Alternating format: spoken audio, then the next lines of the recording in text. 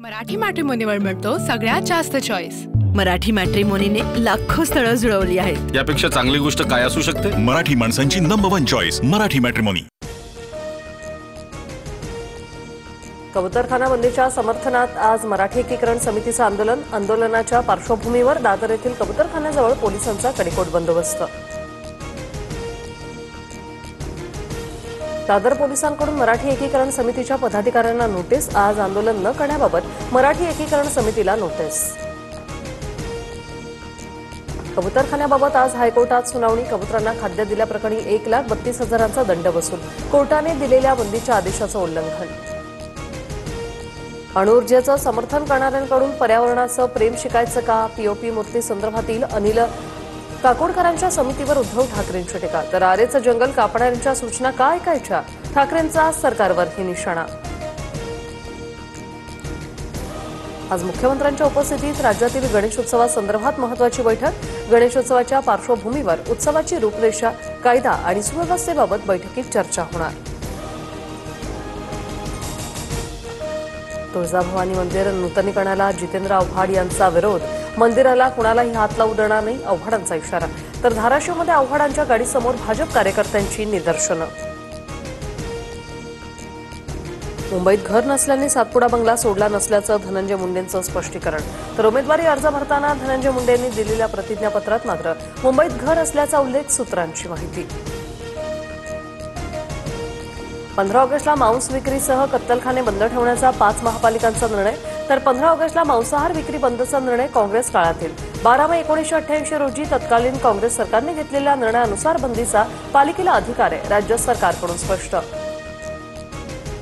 कोणी काय खायचं यावर बंदी घालणं योग्य नाही, लोकांच्या भावनाही महत्त्वाच्या आहेत। 15 ऑगस्ट दिवशी मांसाहार बंदीबाबत उपमुख्यमंत्री अजित पवारांचं मत।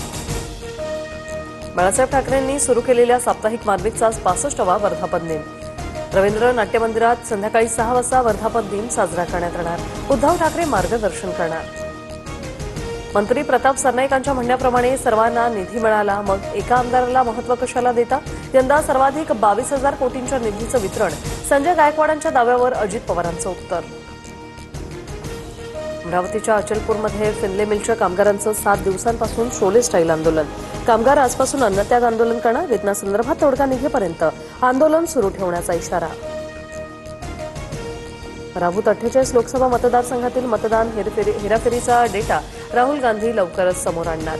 7 ते 8 टप्प्यात यादी जाहीर करणार, सूत्रांची माहिती। पिक्चर अभी बाकी आहे असं म्हणत राहुल गांधींनी निवडणूक आयोगाला इशारा दिला होता।